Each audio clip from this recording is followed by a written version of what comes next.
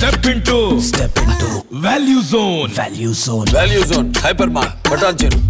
Political లీడర్గా entry ఇచ్చిన casino king Chikoti Praveen గారు ప్రస్తుతం మనతో పాటు ఉన్నారు. ఒకసారి ఆయనతో మాట్లాడదాం. అసలు ఏం చేస్తున్నారు, ఎలా ఉన్నారు, ఇప్పుడు ఆయన ఏ బాధ్యతల్ని నిర్వర్తిస్తున్నారు అన్నీ ఆయన మాటల్లోనే విందాం.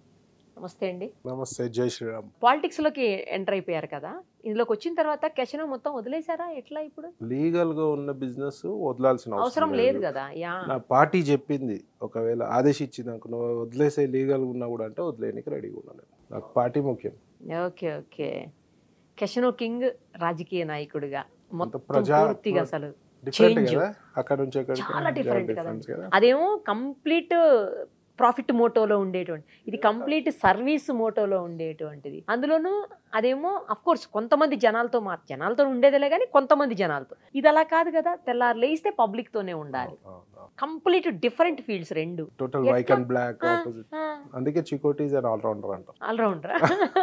ఎక్కడ పోతే అడాప్ట్ చేసేసుకుంటాము. నాకు ఫస్ట్ నుంచి జనాలు ఇష్టం, ఇప్పటి నుంచి కాదు, యూత్ ఉన్నప్పటి నుంచి నాకు ప్రజలు. జనాలు అనకండి, మీకు జంతువులు కూడా ఇష్టం. జంతువులు అట్లా ఆబ్వియస్లీ ఇష్టం. నేను జంతువునే, ఇబ్బంది లేదు. జనాలు ఇష్టం కాబట్టి ప్రజలలో ఉండడం ఫస్ట్ నుంచి ఇష్టం నాకు. మా ఇంటికి చుట్టాలు వచ్చిన, ఫ్రెండ్స్ వచ్చిన, కూర్చోబెట్టి గంటలు కూర్చోబెట్టాను. అట్లా ఆ టైప్. మా నాన్నగారు కూడా అదే టైప్, మా తాతగారు అదే టైప్. సో అట్లనే ఉంది మేమంతా. ముఖ్యంగా ఈడీ ఇష్యూ అయ్యి మొత్తం నెగిటివ్గా ఫ్రేమ్ అయినాక నేను వచ్చి మీ ఛానల్ కూడా ఒక ఇంపార్టెంట్ రోల్ ప్లే చేసింది ఆ లైఫ్లో. వచ్చినాక ఎట్లయితే పాజిటివ్ ఏందో, ఎట్లయితే జనాదరణ పెరిగిందో, జనాలు రావడం పెట్టడము, ఇష్టపడ్డము, అన్న మీరు రాజకీయాలలో రావాలి, మీరు ఉండాలి, మీ గురించి తెలియనో లేదో మాట్లాడతారు, మీరు ప్రజలకు సేవ చేస్తుంటారు. ఇన్ని రోజులు నేను ఏం చేసినా నేను ఎవరు చెప్పుకునేవాడిని కాదు, ఎక్కడ కూడా స్టేటస్లో పెట్టేది అది కాదు. అవన్నీ చూసిన జనాలు నన్ను ఇష్టపడుతున్నారు. రోజు నా ఇంటి దగ్గర 100 నుంచి 200 మంది ఎవ్రీడే ఉంటారు. ఏదో ఒక ప్రాబ్లం తోటి అండి. ప్రాబ్లమ్స్ ఒక 20% వస్తారు ఇబ్బందులతోటి. మిగతా వాళ్ళంతా ఇష్టం. ప్రవీణ్ అన్నతో సెల్ఫీ దిగాలి, కలిసేసి వెళ్ళిపోవాలి. ఆంధ్ర నుంచి వస్తారు, శ్రీకాకుళం నుంచి వస్తారు, విజయనగరం నుంచి వస్తారు. డబ్బులు ఖర్చు పెట్టుకుని రావాల్సిన అవసరం ఏముంది? యువతకు ఇష్టం. ప్రవీణ్ అన్న నిక్కార్స్గా మాట్లాడతాడు, స్ట్రైట్ ఫార్వర్డ్ మాట్లాడతాడు. ఇట్లాంటి వాళ్ళు రాజకీయాలలో ఉండాలని చెప్పి ఇష్టంతో రావడం జరుగుతుంది. ఇక విమర్శించేవాడైతే ఇక బౌబో అంటూనే ఉంటారు కదా. వాళ్ళని కుక్కలతో కూడా పోల్చడం అనవసరం, ఎందుకంటే మా జంతువులు పరుగు పోద్ది. అది నిజంలేండి. ఆ మురిగే వాళ్ళ గురించి మాట్లాడుకోవాల్సిన అవసరం లేదు, వాళ్ళకి ఇంకా అదే పని. అసలు అట్లా మాట్లాడారంటే ఎవరండి? అలా ఏదో ఒక వ్యక్తి గురించి బ్యాడ్ గా మాట్లాడుతూనే ఉండేవాళ్ళని. పెట్ షో చేసినాం కదా మేడం, పెట్ షో చేసి ఒక అవేర్నెస్ ప్రోగ్రాము 2 రోజులలో ఒక 20-30 వేల మంది వచ్చినారు. చాలా మంది 99% హ్యాపీ ఫీల్ అయినారు. లాస్ట్ ఇయర్ కూడా చేశారు కదా, లాస్ట్ ఇయర్ ఎవ్రీ ఇయర్ చేస్తారు. అక్కడ ఎన్నో డాగ్స్ కొనుక్కున్నారు. కొత్తగా ఎప్పుడు కుక్కని పెంచిన వాళ్ళు పిల్లలు టార్చర్ చేసి మదర్ పేరెంట్స్ ని మాకు కూడా కుక్కని కొనిపి అంటే ఒక ప్రేమ. సేల్స్ చేసుకోమన్నాం, ఎందుకంటే ఒక అవకాశం ఉంటుంది. చాలా మంది లాస్ట్ ఇయర్ లేకుండే చాలా మంది అడిగినారు సేల్స్ పెట్టండి అని. అంటే మేము సేల్ చేయలేదు, వాళ్ళు వేరే వాళ్ళు ఉన్నారు, వాళ్ళ దగ్గర పప్పీస్ ఉన్నాయి, సేల్ చేశారు. పిల్లలు టార్చర్ చేస్తున్నారు పేరెంట్స్ని, మాకు ఇప్పియండి అని. అంటే ఒక ప్రేమ కనబడుతుంది కదా, అక్కడికి వచ్చినందుకు ఒక ఇన్స్పిరేషనే కదా. సో అట్లా జంతువుల పట్ల ఒక అవగాహన వెలగాలంటే ఒకరిద్దరు దానికి నెగిటివ్ కామెంట్స్. ఇక మీకు తెలుసు కదా, ఏం చేసినా కష్టం. మరి ఆ నెగిటివ్ కామెంట్ చేసినోడు యూజ్లెస్ ఫెలో. వాడు కుక్కకి అన్నం పెట్టినోడు కాదు, ఒక పిల్లికి బిచ్చం వేసినోడు కాదు, ఒక గోవుని రక్షించినోడు కాదు. వానికి ఎంతసేపు చికోటే ఎదుగుతున్నాడు, పబ్లిక్ లో ఉన్నాడు, ఏదో ఒకటి అనాలి. మీకేముందండి, ప్రతి ఒక్కరికి అంత కేర్ నాట్. అవును, గోవుల గురించి ఏదో చెప్పారు మొన్న. ఇక్కడికి పార్టీ వస్తే, బీజేపీ వస్తే అధికారంలోకి, గోవులు అనేవి రక్షించబడతాయి అన్నట్టు ఏదో కామెంట్ చేస్తుంటే. ఎస్ మేడం, గోవులు గత 10 ఏళ్లలో అధ్వానమైన పరిస్థితి గోవులది. ఎక్కడ చూసినా గోవధ జరుగుతూనే ఉంది. నేను ఇంతకుముందు ఓల్డ్ సిటీ గతం నుంచి ఉంది కదండి, 10 ఏళ్ళు ఏముంది? విపరీతంగా భయం భక్తి లేకుండా రోడ్డు పైన, నడి రోడ్డు పైన గోవధలు జరుగుతున్నాయి. ఇంతకుముందు భయం భక్తి దాచుకొని ఎంత పట్టుకున్నా ప్రజలలో ఉండాలి సెల్ఫ్ అవేర్నెస్. ఇక వాళ్ళైతే మీకు తెలుసు ఎట్లుంటారో, దాచుకొని తీసుకుపోయి గోవధ చేసేవాళ్ళు బక్రీద్ సమయంలో. ఇప్పుడు యథేచ్ఛగా ఓపెన్గా గోవధ జరిగింది ఈ 10 ఏళ్లలో. నేను లాస్ట్ 2 years చూస్తున్నా, మొత్తుకుంటున్నా, పట్టుకుంటున్నాం, కానీ ఎంత మటుకు చేయగలుగుతాం? మొన్న బక్రీద్లా ఒక ఏరియాలో గోవధ ఓపెన్గా పెట్టినాడు, వాళ్ళు కట్ చేయడానికి తీసుకొచ్చినారు. నేను పోలీస్ స్టేషన్కి ఫోన్ చేసి ఎస్ఐకి చెప్తే నీకేం సంబంధం అంటున్నాడు. మళ్ళీ వాడు హిందువు, వాడు మనిషి వారా గాడిదివా ఇట్లనే అడిగిన నేను. సుప్రీంకోర్టు అదేంటి, అది ఆర్డర్స్ ఉన్నాయి, కంపల్సరీ సుప్రీంకోర్టు ఆర్డర్స్ ఉన్నాయి. నువ్వు చక్కనోని విలే అని అన్నాడు. సరే నేను మంచోడిని కాదురా, నువ్వు మంచోడిని కదా, మరి గోవధన అయితే ఆపు, యాజ్ పర్ రూల్ ఆపు, నువ్వు హిందూ ముస్లిం సంబంధం లేదు, యాజ్ పర్ రూల్ ఆపు అంటే కూడా ఎంత నెగ్లిజియన్స్ అంటే 10 ఏళ్లలో విపరీతమైన గోహత్యలు జరిగినాయి. గో రక్తం పడ్డ నేల మంచిది కాదు మేడం, గోవధ మంచిది కాదు. మనం ఒక తల్లిని మనం నరికినట్టే గోవధ చేస్తే. అట్లాంటిది సుప్రీంకోర్టు ఆర్డర్స్ ఉన్నాక పట్టించుకునే నాదుడు కూడా ఉన్నాడు. ప్రభుత్వం వస్తుందని చాలా ఆశించినట్టున్నారు, ప్రభుత్వం రాలేదు, ఇప్పుడు ఏమనిపిస్తోంది మరి? ఏం లేదు మేడం, ఎక్కడెక్కడ లోపాలునే సరిదిద్దుకొని ఇంకా టైం ఉంది. ఇప్పుడు కాంగ్రెస్ గెలిచింది కూడా నేను అనుకోవడం ఏంటంటే కాంగ్రెస్ పైన ప్రేమతోటి కాదు, బీఆర్ఎస్ పైన కోపంతో గెలిచింది. ఆ అవకాశం మాకుండే, కాకపోతే కొన్ని మేబీ తప్పులు అనుకోవచ్చు, ఏమని అనుకోవచ్చు. లేకపోతే ఇవాళ బీజేపీ రాష్ట్రంలో పాలించే పరిస్థితి ఉండే, వాళ్ళకు వచ్చిన అవకాశం ఇంకా ఉంది కదా మేడం. మేము కష్టపడతాం, ఎక్కడెక్కడ మిస్టేక్స్ అయినా, ఎక్కడెక్కడ మైనస్ ఉన్నాయో, ఎక్కడెక్కడ లోపాలు ఉన్నాయో సరిదిద్దుకొని ముందుకెళ్తాం. రానున్న ఎలక్షన్లు ఉన్నాయి, పార్లమెంట్ ఎలక్షన్. ఎలా సమాయత్తం అవుతున్నారు పార్లమెంట్ ఎలక్షన్? రెడీ అవుతున్నాం, బాగుంది. మోదీ గారిని చూసి, మోదీ గ్రాఫ్ బాగుంది. మొన్న మన స్టేట్లో పోయింది కానీ 3 రాష్ట్రాల్లో అయితే గట్టిగా వచ్చినాయి. నెక్స్ట్ కూడా డెఫినెట్గా సెంట్రల్లో మోదీ గారి ప్రభుత్వమే ఉంటుంది. ఎందుకంటే మోదీ గారు వచ్చినాకనే మనం అందరం కూడా ఒక భద్రతా విషయంలో పౌరులకి ఒక నమ్మకం వచ్చింది. లేకపోతే ఎంతసేపు చైనాతోటి ప్రాబ్లమే, పాకిస్తాన్ తోటి ప్రాబ్లమే, టెర్రరిస్ట్ యాక్టివిటీస్ ఎక్కువ ఉండే. ఇప్పుడు అన్నీ బాగా కంట్రోల్కి వచ్చినాయి. అది మోదీ గారి వల్లనే అయింది అది సాధ్యం. సో వేరే ఏ ప్రభుత్వం వచ్చినా మళ్ళీ పాకిస్తాన్ ప్రాబ్లం చేస్తుంది, చైనా ప్రాబ్లం చేస్తుంది. సో ప్రజలందరూ గమనించాలి, అద్భుతమైన పాలన ఉంది సెంట్రల్లో మోదీ గారిది. సో మళ్ళీ కూడా మోదీ గారికి ఓటేయాలి, బీజేపీని సెంట్రల్లో తీసుకురావాలి. కాదు, మీరు లాస్ట్ ఎలక్షన్స్ లోనే కంటెస్ట్ చేస్తున్నారన్నారు, మళ్ళీ తర్వాత డ్రాప్ అయ్యారన్నారు. లేదు మేడం, నేను ఎప్పుడు కూడా టికెట్ అడగలేదు లాస్ట్ ఎలక్షన్లో. ఆ ఎలక్షన్ ముందు 1.5 అసెంబ్లీ ఎలక్షన్ అడగలేదు. 1.5 మంత్ ముందే నేను జాయిన్ అవ్వడం జరిగింది కాబట్టి నాకు ఆ నియోజకవర్గం అవన్నీ ఇంకా కూడా నాకు గ్రిప్ లేకుండా, ఎక్కడ పోవాలో కూడా తెలియని పరిస్థితి. సో హోంవర్క్ కూడా చేసుకోవాలి కదా మేడం. మరి ఈసారి ఇప్పుడు ఎంపీ ఎలక్షన్స్ చూద్దాం మేడం, అడుగుతున్నాను. But let us see. నేను ఇంకా కూడా నా ప్రకారం సర్వేలు చేసుకొని. అంటే ఏదైనా హామీ ఇచ్చారా అసలు మీరు జాయినింగ్ అప్పుడు? అట్లాంటిది ఏమి ఇవ్వలేదు. నేను ఏ హామీతోటి అడగలేదు. నేను జాయిన్ కావాలనుకున్నా, హిందువుల గురించే జాయిన్ అయినా, హిందుత్వం కాపాడాలనే ఉద్దేశంతో బీజేపీలో అయినా, ముఖ్యంగా గోవును కాపాడాలని బీజేపీలో. సో నాకు హ్యాపీగా ఉన్నాను. నేను ఇప్పుడు ఏదో పదవుల కోసము దాని గురించి కాదు. ఇప్పుడు గుర్తుపడతారు కదా మేడం, 2 రాష్ట్రాల్లో అంత మన ఫేమస్. ఒక ఎమ్మెల్యేను మంత్రిని కూడా గుర్తుపట్టకపోవచ్చు, నన్ను గుర్తుపట్టినంత. మేబీ కొంతమంది ఎమ్మెల్యేలు ఎంపీలు తెలియదు.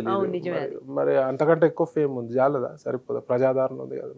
కంటెస్ట్ చేసేది ఇంకా డిసైడ్ కాలేదు. 99% చేస్తాను, 1%. ఒకవేళ చేస్తే ఎక్కడి నుంచి? నేను జహీరాబాద్ అనుకుంటాను. ఏమన్నా రిలేషన్ ఉందా జహీరాబాద్ తోటి? రిలేషన్ కాదు, నాకు అక్కడ బాగా పట్టుంది, అభిమానులు ఉన్నారు, ప్రజలు కోరుకుంటున్నారు, అక్కడ ముఖ్యంగా యువతరం కోరుకుంటున్నారు జహీరాబాద్ నుంచి రావాలి. సో బీజేపీలో జాయిన్ అయినందుకు హ్యాపీగా ఉన్నారా? చాలా హ్యాపీ మేడం. ఎందుకంటే బీజేపీలో ఫస్ట్ మీరు జాయిన్ అవుతారు అన్నప్పుడు ఎందుకో అక్కడ వరకు వెళ్ళి ర్యాలీగా వెళ్ళారు, మీరు నాంపల్లి వరకు వెళ్ళిన తర్వాత మళ్ళీ వెనక్కి వచ్చేసారు.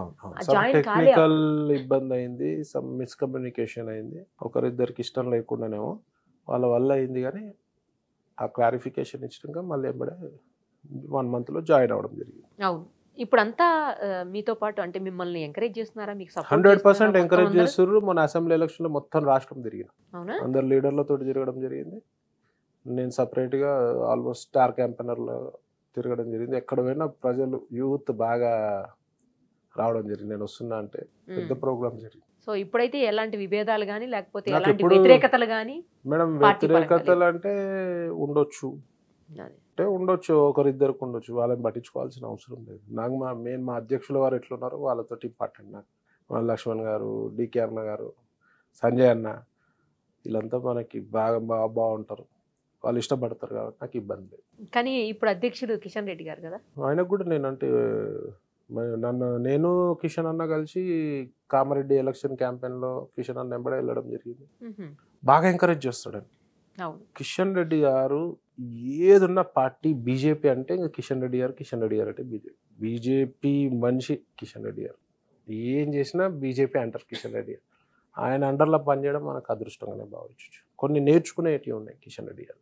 సో కానీ మొన్న మెయిన్ వాళ్ళంతా అరవింద్ గారు కావచ్చు, లేకపోతే సంజయ్ గారు కావచ్చు, బండి సంజయ్ గారు, లేదు అంటే ఈటల రాజేంద్ర గారు, ఇలా పెద్ద పెద్ద వాళ్ళంతా కూడా ఓడిపోయినటువంటి సిచ్యుయేషన్. అసలు కిషన్ రెడ్డి గారు అయితే పోటీ చేయలేదు అనుకోండి, అది వేరే విషయం. మిగతా వాళ్ళు పెద్ద పెద్ద వాళ్ళంతా కూడా వీళ్ళు పెద్ద లీడర్స్ అనుకున్న వాళ్ళు టప్ టప్ టప్ టప్ అని అది ఏమన్నా కావచ్చు మేడం. మరి అట్లాంటి కేసీఆర్ గారు ఓడిపోలేదా కామారెడ్డిలో? రేవంత్ రెడ్డి గారు ఓడిపోలేదా కామారెడ్డిలో? ఒక వేవ్ జనాలు అంటే వాళ్ళు ఇంకో నియోజకవర్గాలు ఉన్నాయి కదా వాళ్ళు ఉన్నా కూడా ఒక పల్స్, ఒక వేవ్ కాంగ్రెస్ గ్యారంటీలు కానీ కొన్ని మా మీద దుష్ప్రచారాలు చేసి రఘునందన్ గారు కూడా ఓడిపోయారు. విపరీతమైన మందు మద్యము డబ్బులు పంచి ఒక వేవ్ నడిచింది కాంగ్రెస్ది. బీఆర్ఎస్కి ప్రత్యామ్నాయంగా ప్రజలు కాంగ్రెస్ని ఎన్నుకున్నారు. సో దాన్ని మనము ఒప్పుకోవాల్సిందే. సో మేము ఎక్కడెక్కడ మిస్టేక్స్ అయినాయా, ఎక్కడెక్కడ లోపాలు ఉన్నాయా, మేము ఎక్కడెక్కడ ప్రజల చేరువులకు పోలేకపోయినామో అవన్నీ కూడా కరెక్ట్ చేసుకొని ఈ పార్లమెంట్ ఎలక్షన్లో వస్తాము. పార్లమెంట్ ఎలక్షన్లో గట్టి సీట్లు కొడతాం. మళ్ళీ మోదీ గారి ప్రభుత్వమే వస్తుంది. నెక్స్ట్ 5 years గురించి మేము కష్టపడతాం ఇప్పటి నుంచే. ఈ ప్రభుత్వం ఏమైనా తప్పులు చేస్తే నిలదీసే పరిస్థితి ఉంటుంది గట్టిగా. ఎన్ని సీట్లు వస్తుండొచ్చు అనుకుంటున్నారు ఈసారి పార్లమెంట్ ఎలక్షన్? ఎందుకంటే మొన్న 8 సీట్లు వచ్చాయి, పెరిగాయి. తర్వాత ఓట్ల శాతం కూడా 6 నుంచి 14కు పెరిగింది. చాలా ప్లేసెస్లో 20 పైన స్థానాల్లో మీరు సెకండ్ ప్లేస్లో ఉన్నారు. నాకు తెలిసి అయితే 12-13 సీట్లు అయితే రావాలి. 12 వరకు రావచ్చు అని అనుకుంటున్నాను. 17 సీట్లు ఒకటి ఎంఐఎంకి తీసేస్తే 16లో 12 వరకు వస్తాయా? 10 నుంచి 12 మధ్యలో వస్తాయి. రైట్. మరి ఇప్పుడు ఏంటి చికోటి ప్రవీణ్ గారి ముందున్న టార్గెట్ ఏంటి? ఈ టార్గెట్ అంటే ఏం లేదు, మెయిన్ ఇక్కడ ప్రజలలో కరెక్ట్గా పోవాలి. ప్రజలకు ఇబ్బంది అయితే వారి తరఫున నేను వాయిస్ ఇస్తాను. ఈ గవర్నమెంట్ అని ఉండని వాళ్ళకి అన్యాయం జరిగితే మాత్రం ఊరుకునేది బీజేపీ తరఫున. ఇక నా పర్సనల్ అంటే టార్గెట్ జనాలలో ఉంటాం. ఎవరికి ఆపద వచ్చినా మ్యాక్సిమం 100% ఎవరిని సాటిస్ఫై చేయలేము. మ్యాక్సిమం నా పాత్ర మాత్రం డెఫినెట్గా హెల్ప్ చేయడానికి ప్రయత్నం చేస్తాను. ఇప్పుడు ఏం చేస్తున్నారు ప్రవీణ్ గారు? అసలు పాలిటిక్స్ లోనే బిజీగా ఉన్నాను. అంతేనా? పాలిటిక్స్ అది ఆటో పైలట్ పెట్టేసాను. ఆటో పెట్టేశారా? ఆటో పైలట్ ఆటో మోడ్ లోకి పంపారా? ఆటో మోడ్ లో పెట్టేసి అది దాని అంతా అది రన్ అయిపోయేలాగా. అంటే మీరు ఎక్కువగా అంటే దాంట్లో ఇన్వాల్వ్ అవ్వట్లేదా?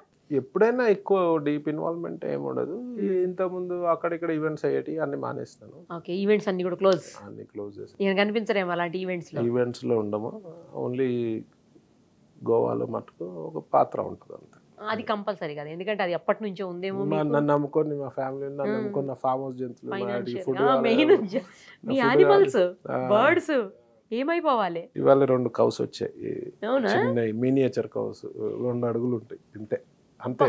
అది ఇంట్లోకి పెంచుకుందామని ఇంట్లో తిరుగుతుంటే బాగుంటది కదా, ఇంట్లో పెట్టుకుంటారు ఇప్పుడు. అవును, ఎప్పుడైతే ఫామ్ హౌస్ పంపినా ఆంధ్ర నుంచి వచ్చినాయండి. వరల్డ్స్ లో స్మాలెస్ట్ కౌస్ అది. అవునా? 2 అడుగులు ఉంటాయి. ఎంత ఏజ్ ఇప్పుడు? అది 1.5 year ఉన్నాయి. పెరగదు ఇంకా, అది ఇంకా పెరగదు. మరి నార్మల్ గా మిల్క్ అంత అవన్నీ వస్తాయా వాటి నుంచి? తక్కువ.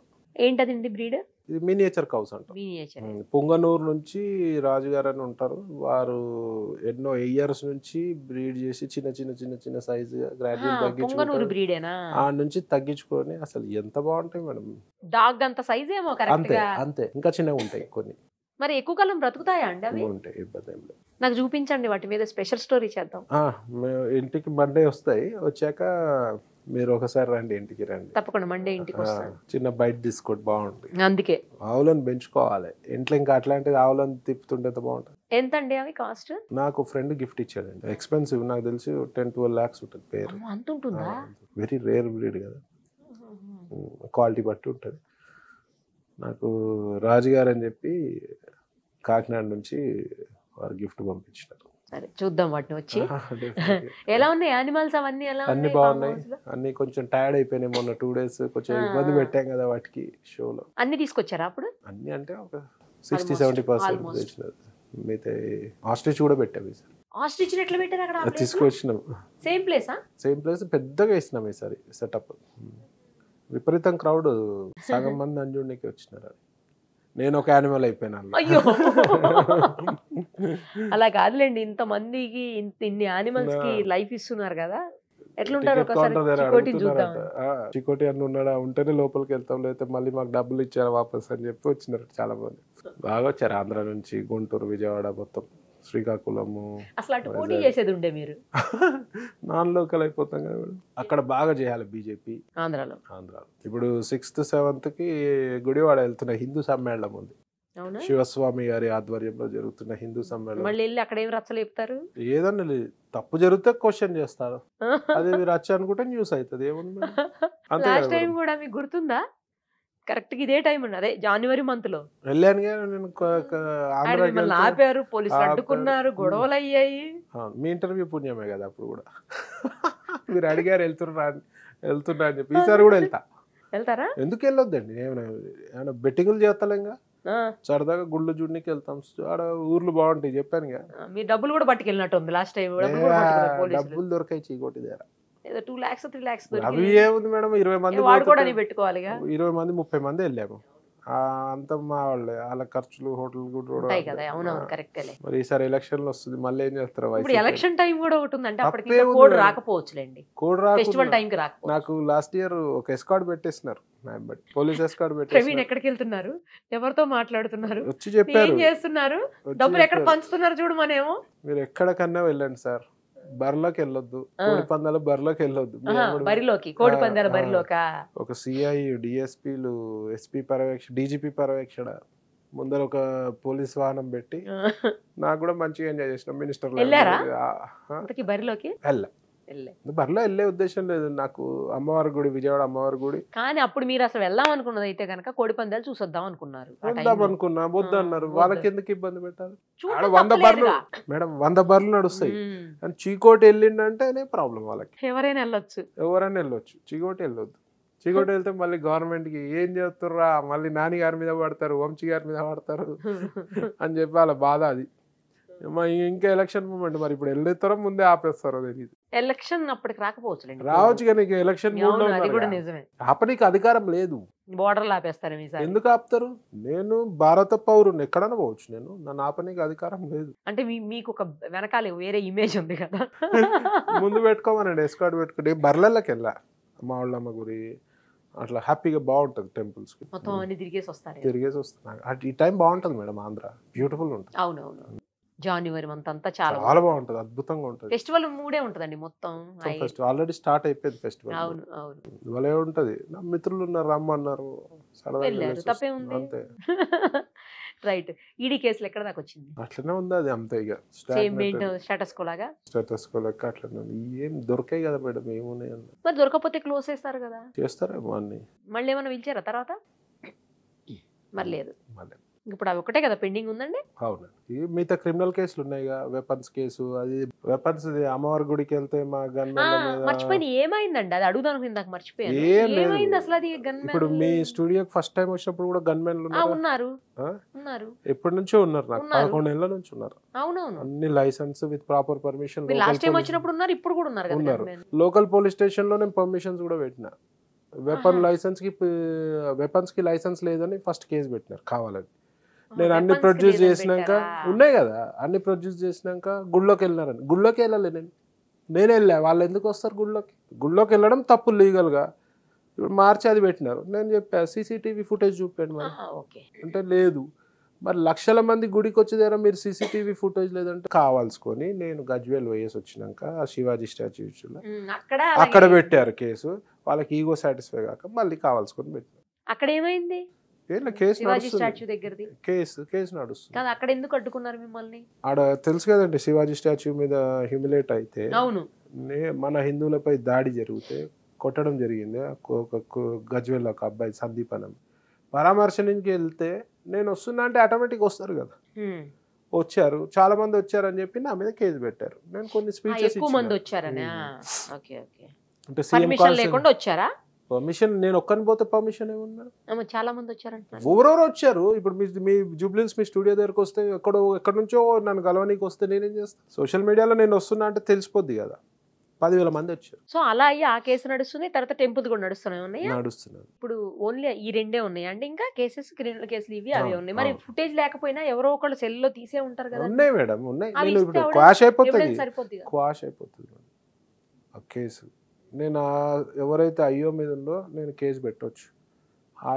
వాళ్ళ తప్పు కాదు, మీదకెళ్ళి ఇన్స్ట్రక్షన్స్ వచ్చి వాళ్ళని నేను ఇప్పుడు కేసు పెడితే వాళ్ళు సస్పెండ్ అవుతారు. అసలు అంత టోటల్ ఫేక్ కేసే కదా. కానీ మీద ఇన్స్ట్రక్షన్ ఫాలో అయ్యి ఆయన చేసిన దానికి మనం కూడా ఎందుకు వాళ్ళ పరువు పోద్ది, రోడ్డు మీదకి వస్తారు ఫ్యామిలీ ఎందుకని నేను ఊరుకున్నాను.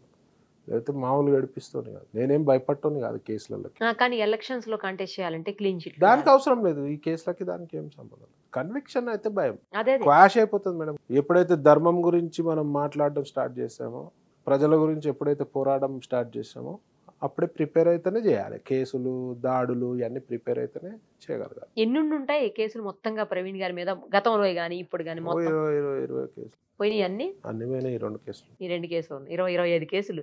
ఏం చేశారు అంతగానో? ఏం చేయలేదు, మంచి చేస్తేనే కేసులు. స్కాములు చేస్తే కేసులు ఉండవు, స్కీములకు స్కాములు చేస్తుండవు. మనం మంచి చేయాలనుకుంటేనే ఇబ్బంది. ఎందుకంటే ఒక మంచి చేసి ఒక 4 ప్రవీణ్ అన్న అని 10 మంది మనం మెచ్చుకున్నాగానే అక్కడెక్కడో నాకు సంబంధం లేదు కాలిద్ది సొసైటీలో. ఇవాళ నాకు వాడి మొహం నేను చూడలే, వాడు నా మొహం చూడలే, వాడి బిజినెస్ ఫీల్డ్ వేరే, నా ఫీల్డ్ వేరే. వాడు సాఫ్ట్వేర్ అనుకోండి ఎగ్జాంపుల్, నేను పొలిటికల్గా ఉన్నా, క్యాసినోలో ఉన్నా అనుకుందాం. నాకు ఆడికి సంబంధమే ఉండదు, కానీ ఆడికి ఎంత జెలస్ ఉంటుంది, ఉక్రోషం ఉంటుంది. ఉంటారు కొందరు అట్లా జనాలు ఉన్నారు 10%. వాళ్ళందరికీ తిప్పి కొడతాం కదా మేడం.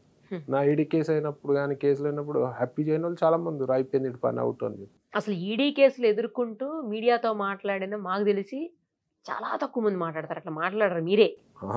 డైరెక్ట్ వచ్చేసారు, ఏం జరిగిందో చెప్పారు, మాట్లాడారు, ఇంటి దగ్గర మాట్లాడారు, ప్లస్ ఈడీ ఆఫీస్ దగ్గర కూడా మాట్లాడారు. వేరే వాళ్ళు అయితే ఏముంది, వెంకకెళ్ళి తాళం వేసుకుని మాట్లాడారు, కనిపించరు. మేము అదే అనుకున్నాం ఇప్పుడు అందరూ మీడియా వాళ్ళందరూ ఈడీ కేసులు ఎదుర్కొంటూ కూడా మీడియా ముందుకు వచ్చాడు ఈయన అనేసి. అప్పటి ఫస్ట్ టైం మీడియా ఒక్కసారి అప్పుడెప్పుడో ఇంటర్వ్యూ ఇచ్చా, గుడివాడ సబ్జెక్టులు రాలేదు. మీడియా అప్పటి వరకు తెలియదు కదా, మీరు ఇంత డేంజర్ కావాలని తెలియదు. మేము చాలా మంచోళ్ళం అండి, మీరు అర్థం చేసుకోవడంలో ఉంటుంది. నవ్వుకుంటూ అంటున్నా, అమ్మా ఏం ప్రశ్నలు, ఇట్లా 20 మంది వచ్చేసి AK-47 లెక్క, ఎన్టీవీ, TV9, మీరు వీటన్నిటి వల్లే కదా ఇవాళ ప్రవీణ్ గారు ఎక్కడో ఉన్నారు. Thank you media. మరి లేకపోతే ప్రవీణ్ గారు ఎవరికి తెలుస్తుంది అసలు? తెలియదు. సరే, అది నెగిటివ్ చూపించారు, మళ్ళీ నేను చెప్పిన పాజిటివ్ చూపించారు కాబట్టి ఎప్పుడైనా నాకు మీడియాపై అభిమానం చూపిస్తాం అంతే. అంటే నా గురించి తెలియని వాళ్ళు మీరు ఇప్పుడు ఫస్ట్ టైం చూసినప్పుడు రౌడీ గుండా అవును అదే అనుకున్నాం బయట. తర్వాత మీరు ఒక 2-3 టైమ్స్ మనం ఇంటర్వ్యూస్ కానీ కలిసినప్పుడు మీకు నా ఫామ్ హౌస్ కూడా వచ్చారు. అవును, మీకు నా నేచర్ ఏందో మీకు అర్థమైపోతుంది. హెల్పింగ్ నేచర్ అనేది బాగున్న వ్యక్తి అండి మీరు, అది నేను ప్రత్యక్షంగా చూశాను కాబట్టి. సో మీడియా వాళ్ళు కూడా ఇష్టపడతారు. 1-2 ఛానల్ వాళ్ళకి నా మీద ఇంకా అతి ప్రేమ ఉండి ఏది రాగా నెగిటివ్ చూపిస్తారు. వాళ్ళని పట్టించుకోవాలి, వాళ్ళు కూడా ఉండాలి. వాళ్ళు ఉంటేనే ఇంకా ఎలివేట్ అవుతా ఉంటాం. లేదంటే ఎక్కడ తప్పు జరుగుతుందో చూసుకొని సరి చేసుకోవడానికి. ఒకవేళ నిజమైతే 2 ఛానళ్ళు టాప్ ఛానల్ నా మీద ఎంత ఉంటుంది వాళ్ళకి. మరి ఎందుకో రీజన్ అయితే తెలియదు. పర్వాలేదు. అందరు ఇష్టపడాలని లేదు కదా.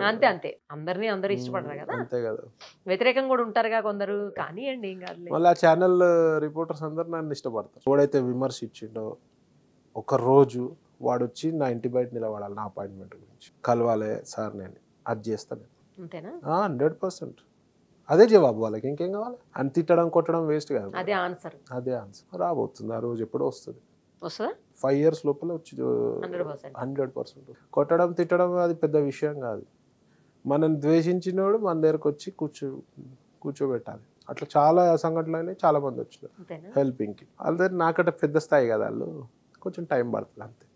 టేక్స్ టైం అంతే, result would be the same. Super అండి, మీరు అలాగే ఉన్నారు, ఏం మారలే. అమ్మా ఎందుకు మారుతామండి, బ్లడ్ లో ఉంది. పొలిటికల్ లీడర్ అయిపోయారు కదా, కొంచెం సాఫ్ట్ అయ్యారేమో అనుకున్నా. సాఫ్టే, నేను ఎక్స్ట్రీమ్ సాఫ్టే.